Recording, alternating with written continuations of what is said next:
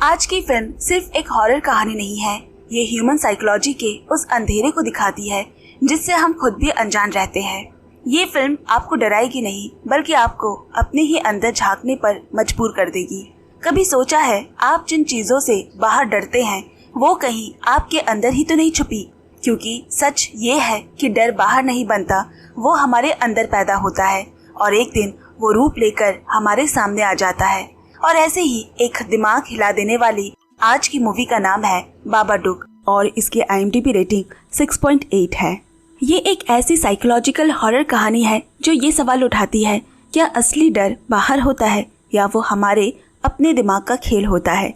क्योंकि कई बार हम जिन सायों से भाग रहे होते हैं वो किसी कमरे में नहीं बल्कि हमारे ही अंदर छुपे होते हैं, और जब वो बाहर आते हैं तो वो किसी मॉन्स्टर से कम नहीं लगते। क्या होगा अगर वही डर एक दिन हकीकत बनकर आपके सामने खड़ा हो जाए? ये फिल्म ह्यूमन साइकोलॉजी के उसी डार्क साइड को एक्सप्लोर करती है जहां दबे हुए इमोशंस, दर्द और यादें धीरे धीरे एक खौफनाक रूप ले लेता है। बाबाडुक 2014 में रिलीज्ड एक साइकोलॉजिकल हॉरर मूवी है जिसे डायरेक्ट किया है जेनिफर केंट ने। आगे चलकर इस तरह की हॉरर साइकोलॉजी ने इस जॉनरे की कई मूवीज को इन्फ्लुएंस्ड किया, जैसे हेरिटेज या द रेलिक। अगर आप कमेंट में लिखें तो मैं उनकी कहानियों को भी एक्सप्लेन कर उसके साइकोलॉजिकल ब्रेकडाउन को लेकर आऊंगी। तो चलिए अब सीधे कहानी का सफर शुरू करते हैं। कहानी की शुरुआत होती है अमीलिया और उसके 6 साल के बेटे सैमुअल को दिखाते हुए। अमीलिया का पति ऑस्कर 6 साल पहले अमीलिया को लेबर पेन के वक्त हॉस्पिटल ले जाते हुए एक एक्सीडेंट का शिकार हो गया, मगर अमीलिया बच गई और उसी दिन जन्म होता है सैमुअल का। इसी वजह से अमीलिया कभी सैमुअल का जन्मदिन नहीं मनाती। इस घटना के इतने साल होने के बावजूद उस हादसे की यादें अमीलिया का पीछा नहीं छोड़ती। उसे आज भी अक्सर बुरे सपने आते हैं। दूसरी तरफ बचपन से अमीलिया के सैमुअल के प्रति लापरवाही की वजह से, परवरिश में कमी की वजह से सैमुअल का स्वभाव बाकी बच्चों जैसा नहीं है। उसे नींद न आने की बीमारी भी है। वो हमेशा किसी काल्पनिक राक्षस की बातें करता और कहता कि वो उसके बिस्तर के नीचे या अलमीरा में है और उसी से लड़ने के लिए वो तरह तरह के हथियार बनाता है।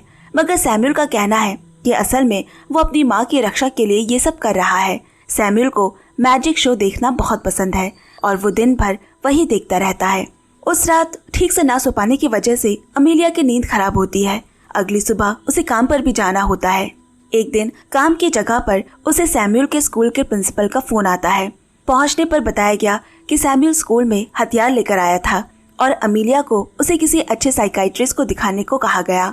मगर उनकी बातों को सीरियसली ना लेते हुए अमीलिया सैमुअल को घर ले आई। उसी शाम अमीलिया ने देखा कि उनका डॉगी बेसमेंट के दरवाजे के सामने कुछ सूंघ रहा है। ये बेसमेंट का दरवाजा पिछले 6 सालों से बंद है क्योंकि इसमें उसके पति ऑस्कर की सारी यादें बंद है। वो डॉगी को गोद में उठाकर चुपचाप वहाँ से चली जाती है। अब रात में सैमुअल नींद न आने पर माँ के पास एक लाल रंग की किताब लेकर आया और कहानी सुनाने को कहने लगा। किताब पर काले अक्षरों में लिखा है बाबाडुक। अमीलिया को आश्चर्य हुआ क्योंकि उसने तो कभी ऐसी कोई किताब खरीदकर सैमुअल को दी ही नहीं थी। किताब खोलने पर अंदर किसी काले कोट पहने लंबे हाथों वाले अजीब सी एक तस्वीर है जिसका नाम है बाबाडुक। जल्दी उसे समझ आ गया कि यह बच्चों की किताब नहीं, क्योंकि इसमें लिखा हुआ है कि जो कोई भी बाबाडुक को एक बार देख ले तो फिर वो कभी सो नहीं पाएगा और ना ही वो उसे अपनी जिंदगी से निकाल पाएगा। वो हर पल अपनी मौत की कामना करेगा। लेकिन किताब के बाकी पन्ने खाली है। अमीलिया उसे बंद करके अलमीरा के ऊपर रख देती है, सैमुअल की पहुंच से दूर। लेकिन तब तक वो किताब सैमुअल पर अपना असर दिखाना शुरू कर चुकी थी। अगले दिन भी सैमुअल बार बार बाबाडुक का नाम लेकर अमीलिया को परेशान करता है और शाम को फिर से बेसमेंट का दरवाजा खुला मिलता है। अंदर जाकर देखा तो सैमुअल जादू का खेल दिखा रहा होता है। वहाँ सालों पुरानी पड़ी ऑस्कर की चीजों को देखकर अमीलिया भावुक हो उठी। लेकिन तभी दीवार पर नजर जाते ही उसकी चीख निकल गई। दीवार पर ऑस्कर के कोट पैंट को इस तरह लटकाया हुआ है जैसे वो वही बाबाडुक हो।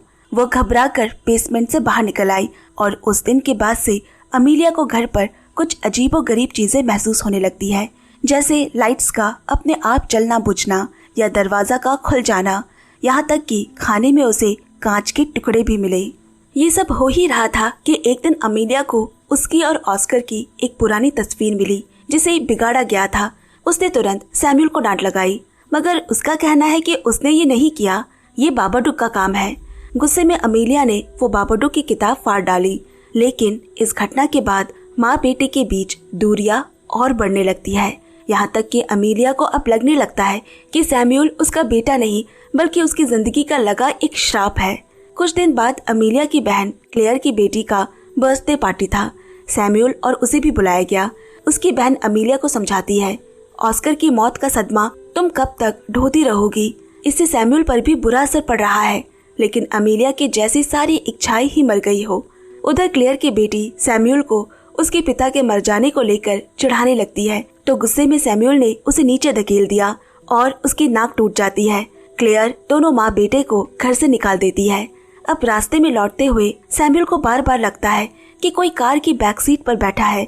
उस पे चिल्लाते हुए उसे मिर्गी के दौड़े पड़ने लगे।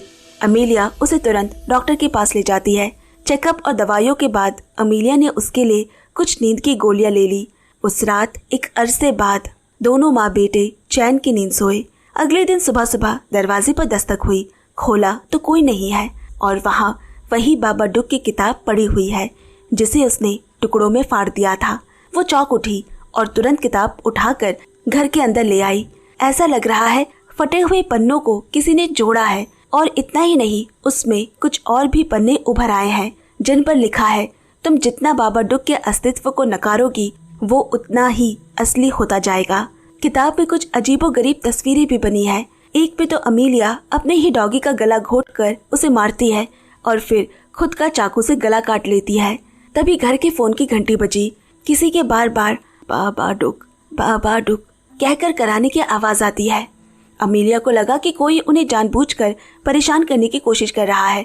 वो पुलिस स्टेशन जाती है, लेकिन कोई पुख्ता सबूत न होने की वजह से रिपोर्ट दर्ज नहीं की गई। वहाँ भी उसे कील पर टंगे कपड़ों को देख बाबाडुक जैसा लगा।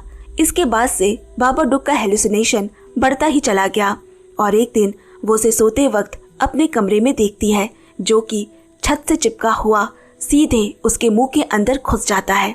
उस दिन के बाद से वो और अजीब होती चली जाती है। बात बात पर सैमुअल पर गुस्सा करती। फिर एक दिन सैमुअल के साथ घर लौटते वक्त अमीलिया को अचानक लगा कि पीछे की सीट पे बाबाडुक बैठा है।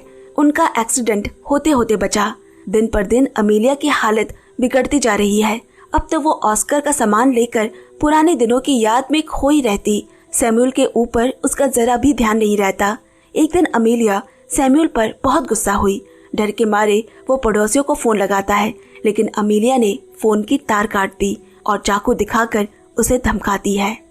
फिर जबरदस्ती नींद की गोलियां भी खिलाने की कोशिश करती है, मगर सैमुअल चालाकी से गोली अपनी हथेली पर छुपा लेता है। अब रात के वक्त टीवी देखते हुए अमीलिया को वहाँ भी बाबाडुक दिखाई देता है। इसी बीच जब वो उठकर बेसमेंट गई तो वहाँ ऑस्कर खड़ा है। अमीलिया जाकर उसके गले लग जाती है। तभी ऑस्कर एक बात कहता है, सैमुअल को मेरे साथ भेज दो। ये सुनते ही अमीलिया होश में आ गई। उसे समझ आ गया कि वो ऑस्कर नहीं है और ये सब बाबाडुक कर रहा है। वो जैसे ही बेसमेंट से भागने की कोशिश करती है, बाबाडुक उसे पॉजेस कर लेता है। फिर वो उस किताब में दिखाई तस्वीरों के मुताबिक पहले डॉगी को मारती है और फिर सैमुअल पर भी हमला करने उसके पीछे दौड़ती है। सैमुअल बेसमेंट की तरफ दौड़ा और जैसे ही अमीलिया उसे ढूंढते हुए वहां पहुंची, वो पीछे से मारकर माँ को बेहोश कर देता है। होश आने पर वो खुद को बंधा हुआ पाती है। गुस्से में वो सैमुअल को ताना देने लगती है, भला बुरा कहती है, पर उल्टा सैमुअल माँ को प्यार से पुकारता है। एक वक्त पर अमीलिया खुद को छुड़ाने में सफल हो गई और उसने जोर से सैमुअल का गला पकड़ लिया, लेकिन तब भी सैमुअल माँ के गालों पर प्यार से हाथ फेरते हुए उसे पुकारने लगा। इसके बाद धीरे धीरे अमीलिया अपना होश संभालती है। उसे खून की उल्टियाँ हुई और वो बाबाडुक के वश से बाहर आ जाती है। अमीलिया बेसमेंट से बाहर निकलकर सैमुअल को यहाँ से भाग चलने को कहती है, मगर सैमुअल कहता है वो बाबाडुक से भागकर कहीं नहीं जा सकते। इतना कहते ही कोई अदृश्य शक्ति उसे सीढ़ियों से ऊपर की ओर खींच कर ले जाने लगी। अमीलिया किसी तरह सैमुअल को पकड़कर बेडरूम की तरफ भागी। वहाँ भी उनका बिस्तर जोर जोर से हिलने लगता है। थोड़ी देर में सब शांत हो गया और बाबाडुक एक बार फिर ऑस्कर के रूप में सामने आता है, लेकिन इस बार अमीलिया साहस जुटाकर उसका सामना करती है। इस बार वो अपने बेटे के लिए मजबूती से उसके सामने खड़ी रहती है। धीरे धीरे बाबाडुक कमजोर पड़ने लगा और वो उड़कर बेसमेंट पे घुस जाता है। इसके साथ ही अमीलिया बेसमेंट का दरवाजा बंद कर देती है। उस दिन के बाद से वो दोनों सब कुछ भुलाकर एक नए सिरे से इस रिश्ते की शुरुआत करते हैं। प्यार की गर्माहट में उनके रिश्ते में नई जान आ जाती है, बिल्कुल जैसे एक माँ बेटे के रिश्ते में होनी चाहिए। फिर एक दिन अमीलिया गार्डन में जमीन खोदकर कुछ केचुए निकालती है और उसे जाकर बेसमेंट के सामने रख देती है। लेकिन दरवाजा खुलते ही बाबाडुक उस पर हमला करने दौड़ता है, लेकिन अमीलिया खुद को संभालती है और बाबाडुक केचुए की कटोरी लेकर वापस बेसमेंट में अंधेरे में गुम हो जाता है। और इसी के साथ ये कहानी भी यही खत्म हो जाती है। दोस्तों, ये कहानी सतह पर जितनी सपाट दिखती है, मगर इसके अंदर कई परतें हैं जिन्हें हम अब एक एक करके खोलेंगे। सबसे पहले बात करते हैं उस दबे हुए दर्द के बारे में। अमीलिया अपने पति की मौत को कॉन्शियसली भूलना चाहती है, लेकिन मौत उसी दिन होती है जिस दिन उसका बेटा पैदा हुआ था। लव और लॉस एक साथ जुड़कर नतीजा ये हुआ कि अमीलिया अंदर ही अंदर कंफ्यूज हो जाती है। वो अपने दुख, लॉस को एक्सेप्ट नहीं कर पाती और अपनी भावनाओं को दबा लेती है, जिसे साइकोलॉजिकल व्यू में रिप्रेशन या फ्रूट थ्योरी कहते हैं।